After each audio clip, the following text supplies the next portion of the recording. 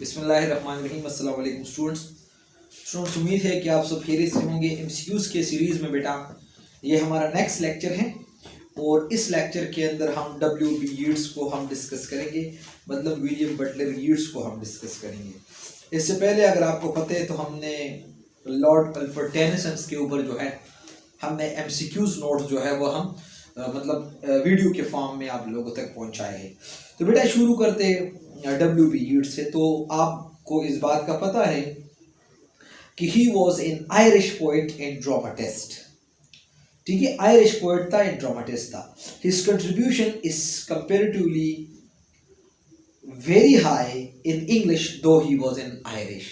उसका कंट्रीब्यूशन जो था इंग्लिश में बहुत हाई है अगरचे वो आयरिश है। अच्छा, ही वॉज द को फाउंडर ऑफ एबे थिएटर, मतलब उसके साथ को फाउंडर था तो उसके साथ एक बड़ा भाई भी था। He was awarded Nobel Prize in 1923। ये आप बिल्कुल नहीं भूलना कि WB यीट्स को नोबेल प्राइज कब मिला, 1923 में। While died in 1939 and born in 1865। जरा और कर ले, 1865 में वो पैदा हुआ, 1939 में उसका डेथ हुआ WB यीट्स का। इन 1923 में उसको नोबेल प्राइज मिला था। He was the son of John Butler Yeats, वो जॉन बटलर यीट्स का बेटा था। और वो जॉन बटलर यीट्स कौन था? अ लायर था, और बाद में जो है वो एक पोर्ट्रेट पेंटर बन गया। पोर्ट्रेट पेंटर आप लोगों को मैं एक मिसाल देता हूँ, जैसे कि ये ट्रकों में या जो है मतलब वो बड़े बड़े तस्वीरें जो लोगों के वो बनाते हैं, इसको हम पोर्ट्रेट पेंटर्स तस्वीर बनाने वाले कहते हैं। हिज मदर, उसका मदर का नाम था Susan Mary. Yeats showed particular interest in biology and zoology, उसका बड़ा शौक था बायोलॉजी एंड जोलॉजी में, लेकिन वो जो है इन सब्जेक्ट में फेल हुआ। Yeat was enrolled in Erasmus Smith High School in 1881।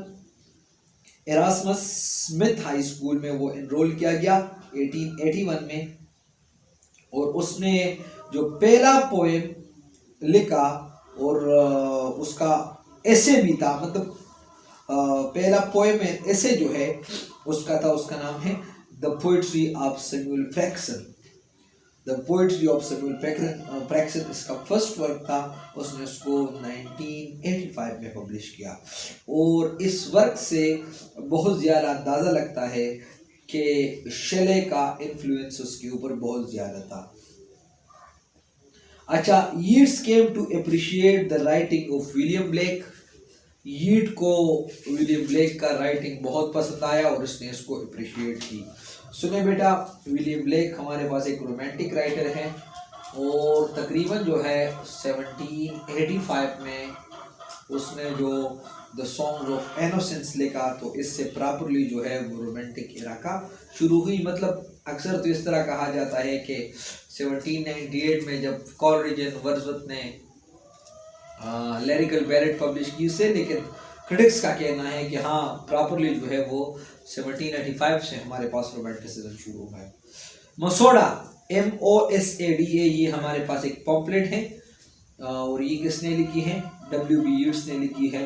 और उसने WB यीट्स ने एक क्लब जो है वो इस्टेब्लिश की जिसका नाम है राइमर क्लब, और इसके अंदर ये मतलब ग्रुप ऑफ पोएट्स था। ये कब उसने इस्टेब्लिश की? 1890 के अंदर। और जो है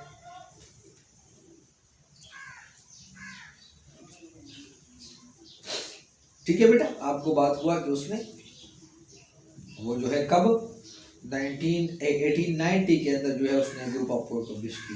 the group of poet later known as tragic generation, उसने जो राइमर क्लब जो उसने एस्टेब्लिश की उसको बाद में ट्रेजिक जनरेशन कहा जाता था।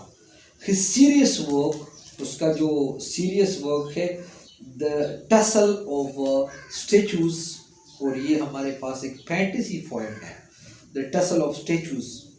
इन 1886 की पब्लिश्ड अ पम्पलेट मसोडा, मैं बता दिया कि मसोडा उसके एक पम्पलेट था, उसने वो 1886 में पब्लिश किया। The wanderings of horizon is a collection of essay by Yeats the most extensive work. The wanderings of horizon, ये हमारे पास एक कलेक्शन ऑफ एसेस के इसने लिखी है और ये बड़ा एक्सटेंसिव वर्क है। द सीक्रेट रोज, ये हमारे पास एक पोएम है W.B. यीट्स का।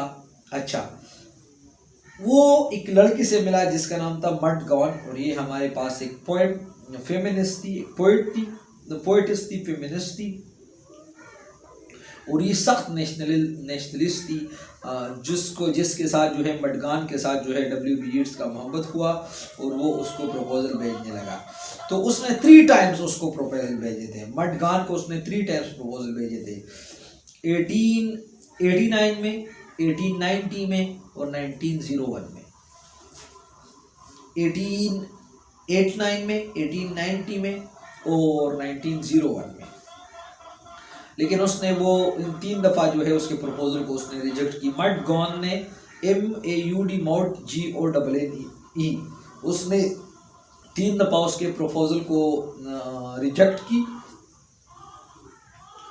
तो उस वो बड़ा डिसहर्ट हुआ। He recall his love with Maud Gonne in his poem a man young and old. फिर जो है वो अपने गम का एहसास, वो जो है मतलब अपने गम का इजहार करते हुए जो है वो एक पोएम लिखता है, अ मैन यंग एंड ओल्ड।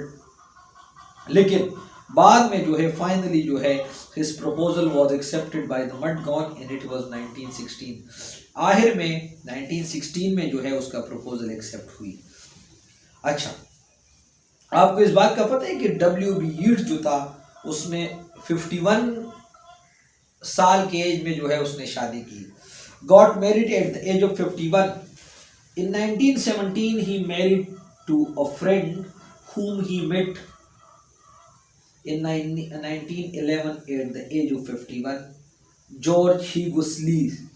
तो 1917 में वो अपने दोस्त के साथ दोबारा मिला, और असल में एक दफ़ा वो मिले थे 1911 में, जिसका नाम है जॉर्ज हाइडी लीस, और 51 साल की उम्र में जो है जॉर्ज हाइडी लीस के साथ उसका वो क्या हुआ, शादी हुआ। Michael was the son of Yeats.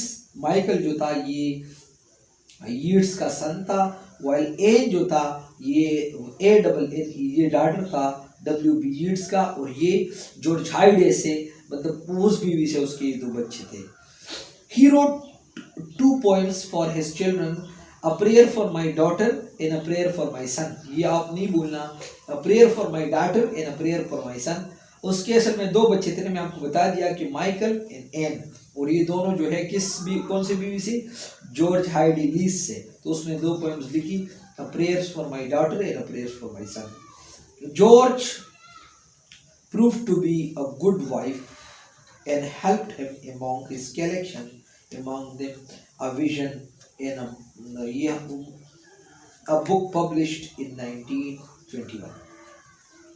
ये जॉर्ज हाइडी ने इस बात की सबूत दी कि वाकई जो है मैं तुम्हारा सच्ची या सही या रियली जो है आपसे मोहब्बत करने वाला बीवी हूँ, और उसका बड़ा हेल्प भी की, और उसका एक कलेक्शन ऑफ पोएम्स, एक बुक है द विजन, जो कि 1921 में उसी ने ही पब्लिश की। Abbey theatre is also known as the National Theatre of Ireland, founded by W.B. Yeats. बता दिया कि एबी थिएटर जो है वो उसका को फाउंडर था, और उसको आयरलैंड के अंदर जो है उसको आयरलैंड नेशनल थिएटर भी कहा जाता है, और पता है ये 1904 में खुला था। अच्छा, इसी साल में 1904 में यीट्स ने एक दूसरा Cuala club press, Cuala press जो है उसने वो फाउंडेड की पाया with the help of his sister. CAULA Cuala press जो है 1904 में यीट्स ने जो है वो मतलब बनाया या इस्टेब्लिश की with the help of his sister. Despite of severe illness in 1936, he took editorship with the Oxford Book of Modern Verse। अच्छा, आखिरी एज 1936 में वो बहुत ज़्यादा ख़राब हुआ, मतलब वो बीमार बहुत पड़ा, लेकिन फिर भी जो है वो Oxford Book of Modern Verse के साथ वो एडिटरशिप जो है उसने ली। द सेकंड कमिंग, ये हमारे पास एक पोएम है, the second coming W.B. Yeats का। हमारे पास मॉडर्निस्ट है, 20th सेंचुरी का है। हैमलेट 1910 में उसने लिखा था। रिस्पॉन्सिबिलिटीज और कलेक्शंस, ये हैमलेट है और ये रिस्पॉन्सिबिलिटीज है, और collection of poetry by W.B. Yeats। अच्छा बेटा हैमलेट हमारे पास, सॉरी ये हैमलेट नहीं है, ये हेलमेट है, हेलमेट ये हमारे पास है। रिस्पॉन्सिबिलिटीज ये और collection of poetry by W.B. Yeats। The tower, the wandering stairs, ये हमारे पास in the new poems contains some most prominent images of 20th century। इसमें 20वीं सदी की उसमें बता दिया पोएम से। His poetry became more and more powerful when he became older। जब उसका एज ज़्यादा होता जा रहा था तो उसके पोइट्री में इतना ज़्यादा दम आता था। असल में तो जैसे पोइट का एज बढ़ता जा रहे हैं तो फिर उसका पोइट्री कमज़ोर, जैसे कि अगर हम विलियम वर्dsworth की बात कर ले, विलियम शेक्सपियर की हम बात कर ले, तो वो आखिरी एज पे इतना कंट्रीब्यूशन नहीं करते, लेकिन W.B. Yeats जो था वो आखिरी एज में जो थे वो उसने बड़ा कंट्रीब्यूशन जो उसने की लास्ट एज पे। His poetry became more and more powerful when he became older। Yeats was born in Dublin। बता चुका हूँ कि Yeats जो था ये डबलिन में पैदा हुआ था। Yeats most poetry is lyrical। W.B. Yeats का ज़्यादातर पोइट्री लिरिकल है और इसका फर्स्ट इम्पोर्टेंट पोएम जो था वो एक एपिक था। The philosophy of Yeats is theosophy. Yeats का जो फिलॉसफी है वो हमारे पास में theosophy. He died at the age of 74। वो 74 साल के एज में वो उसका डेथ हुआ। ये बड़ा ज़बरदस्त, वो एक आयरिश ड्रामेटिस्ट इन पोइट समझा जाता है, लेकिन वो 13 दफ़ा जो है वो फेल हुआ था आयरिश सीखने का। He failed 13 times जो है वो टू लर्न आयरिश। वो आयरिश सीखने में वो 13 दफ़ा जो है वो फेल हुआ। द काउंटेस कैथलीन, ये हमारे पास एक वर्स प्ले है।